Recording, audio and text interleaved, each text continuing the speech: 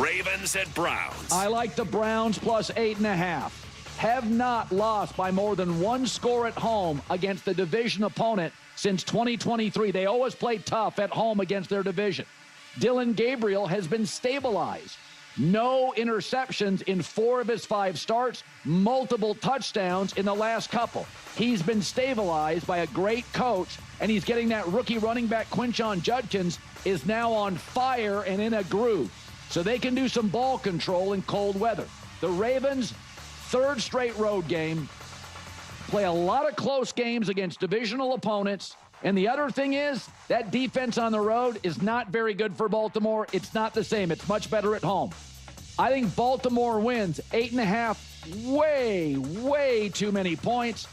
Ugly, low-scoring game, 3rd straight road game for the Ravens. A little fatigued, 24-20. Take the point. All right, let's talk about the Baltimore Ravens and this AFC North bloodbath against the Cleveland Browns, because we need to have a real conversation about what championship DNA actually looks like. First off, Lamar Jackson versus Dillon Gabriel. Let's go. Now, I don't care about point spreads. I don't care about betting lines. I'm talking pure football here. Colin's out here suggesting this could be a close game, that Dillon Gabriel could hang with this Ravens defense. And you know what? That immediately got my attention. My first instinct, my gut reaction, I expect the Baltimore Ravens to make Dillon Gabriel look exactly like what he is. A young quarterback in over his head. I'm talking confused, overwhelmed, and completely lost out there. This is exactly what I said about the Ravens facing J.J. McCarthy and the Minnesota Vikings. This is what great defenses do to young quarterbacks. It's what they're supposed to do. When you have an elite defense with championship aspirations, you make rookie quarterbacks look like rookies. Plain and simple. But here's where I have to be honest. Dillon Gabriel has been playing better than people are giving him credit for. Now, before you come at me, I'm not saying he's been spectacular. I'm not saying I see some future superstar in the making. But people are so desperate to see Shedeur Sanders that they're ready to throw Gabriel in the trash like he's supposed to be Patrick Mahomes from day one. Let me give you some perspective. Look at Joe Flacco. The man is balling with the Cincinnati Bengals. But what was he doing with the Cleveland Browns? Nothing. And we all know Joe Flacco can still sling it with the best of them. That tells you everything you need to know about what Dillon Gabriel is working with in Cleveland. The supporting cast matters. The system matters. The organization matters.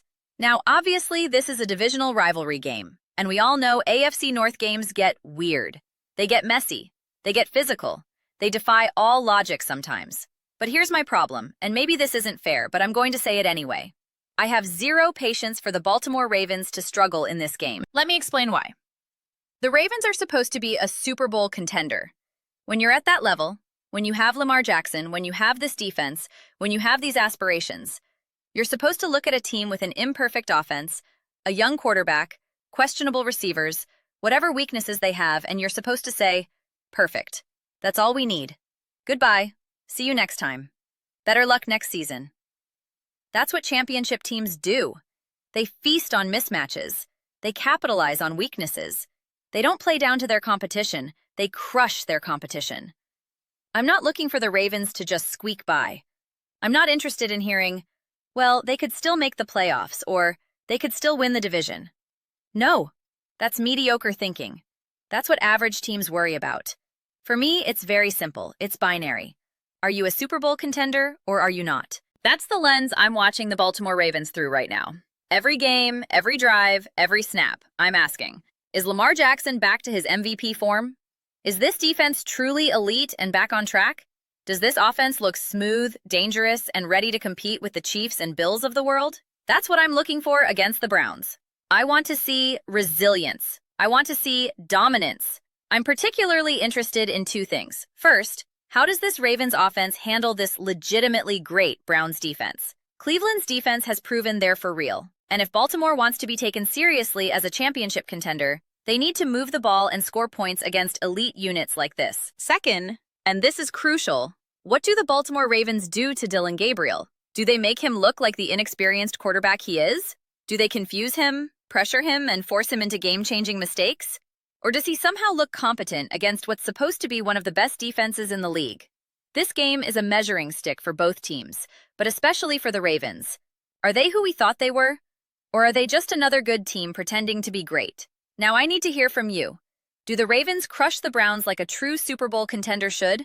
Or does Cleveland keep it close and expose some flaws in Baltimore? Is Lamar Jackson truly back to MVP form? Or are we still waiting? Can Dylan Gabriel actually compete with this Ravens defense? What's the one thing that will decide this AFC North battle? I want your predictions and your hot takes in the comments below. Let's get into some passionate debates about what makes a true championship team and whether the Ravens have what it takes. If you're loving this no-holds-barred analysis of what separates contenders from pretenders, make sure to subscribe to the channel. We're building an incredible community here of fans who aren't afraid to ask the tough questions and demand excellence from their teams.